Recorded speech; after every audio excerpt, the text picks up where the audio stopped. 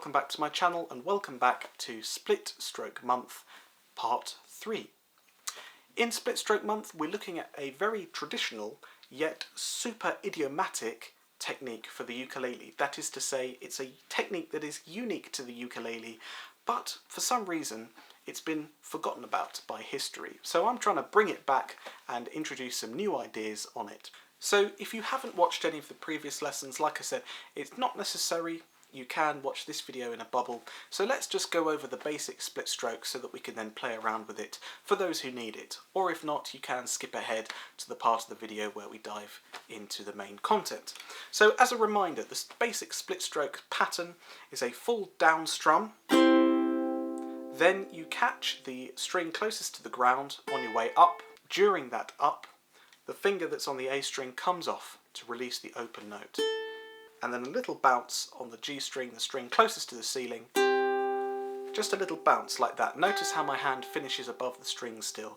Ready to do all of that again. A down strum, then catch the string, bounce the string. Down, catch, bounce. Down, catch, bounce. Anyone who's played the split stroke before will have almost certainly played that very straight. Every note is the same length.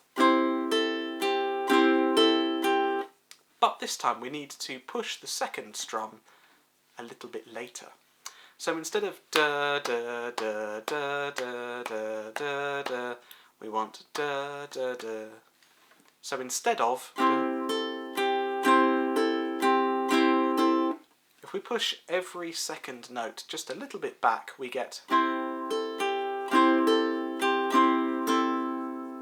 Notice how it's slightly different. Here's the straight one again.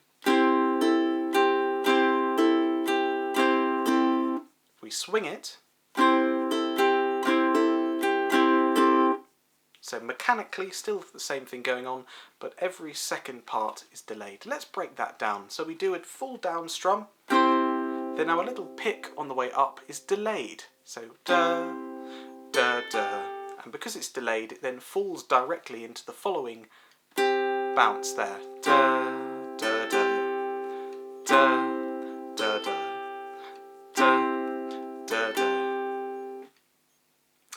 The next thing we have to do is a full down strum again. We start the cycle again. But this time the rhythm is different because this down strum is the fourth strum of the whole bar so far. We've had 1, 2, 3. So the 4 is delayed. So this time we get 1, 2, 3, 4. So that strum is delayed. Da, da, da, da, da. So we've had the first 4 components of the bar. We need the other 4 now. And that starts with our little up, which this time gets to last longer because it's the 5th part of the bar. So far we've got da, da, da, da, da, da, da, da, da, da.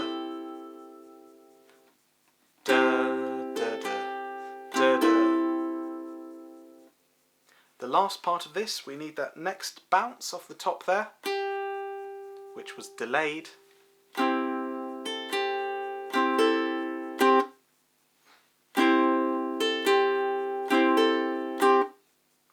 And then we've got 2 more things to do. Now our pattern has been a 3-note pattern, so we need to find a 2-note version of that. And normally what we do is just a full down strum and a full up. And again, because we're talking about parts 7 and 8, 7 is longer, 8 is delayed and is therefore shorter.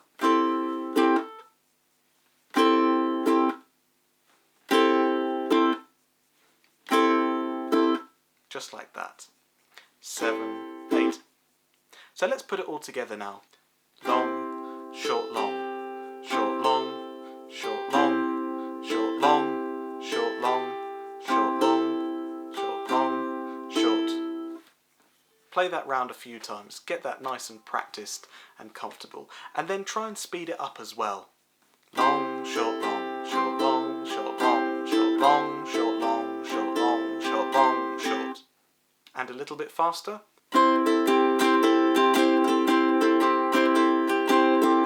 And a bit faster.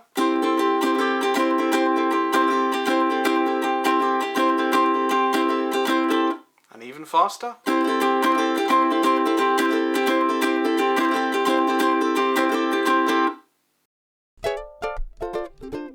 Have you ever thought about playing jazz on the ukulele? Believe it or not, the ukulele is really well suited to playing jazz, and there's a whole host of stuff that you'll be able to do with your ukulele that you will never have done before and you'll never do elsewhere.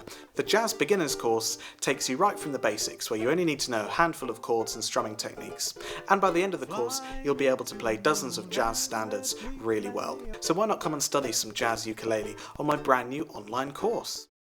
This probably will take a bit of time to practice, especially if you're not used to the split stroke yet, because we need to learn it in its basic form where it's nice and straight, and then we have to learn it swung. And in fact, even if you are in the habit of playing it straight, if you've been playing it for a while, to then undo your habits, it's quite a bit of something to get your head around.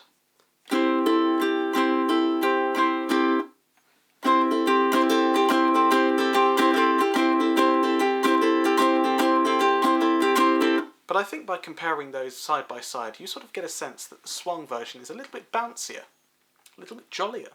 The straighter one is very machine gun-like, especially when it's played fast. It's kind of like da-da-da-da-da-da-da-da. You've got that perpetual motion going. But the swung one is a little bit more laid back and a little bit carefree, a little bit just sort of, gaily going about your day.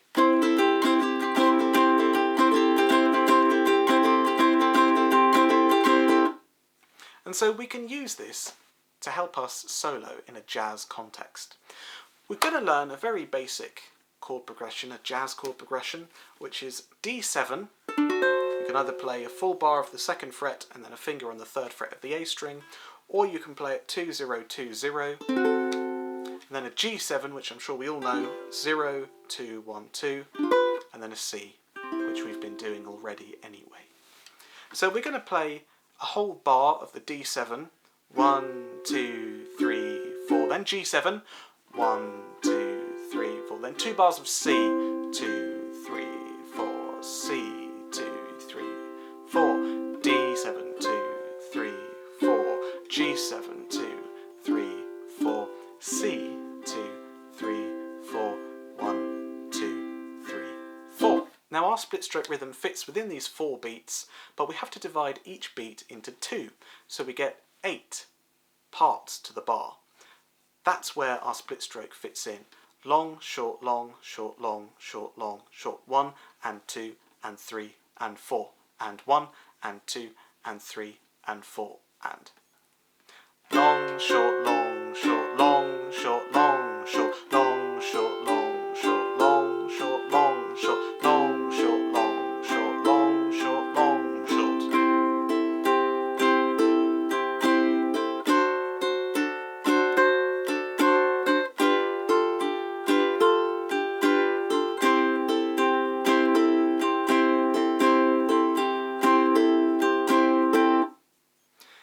Attached to this video is a PDF download, link in the description, for a jazz song or two, so you can follow along with those chord progressions and play along with this split stroke style. In fact, what you can do is you can sing the song, then solo using the split stroke style, then sing along again, and you get a nice, complete little song like that. Like I say, this is just one way to solo over a jazz song. I thought by introducing another way that adds to the pool of tools that we can use as creatives and improvisers. You don't have to do this throughout the entire solo, you could just do short bursts. You don't have to do it in every song. If you're doing multiple songs, you can do one with single note or traditional chord melody, and then in the next song whip out a bit of split stroke. Just something to think about. And of course, if you get on with this, I'd love to hear about it. Leave your comments down below if you've been able to find a successful way of incorporating the swung split stroke into your playing style. I'd love to hear from you. So that's all from me. We've got one more lesson next week as part of Split Stroke Month, but before that, make sure you catch up on all of our other lessons, including this one right here. I'll see you over there.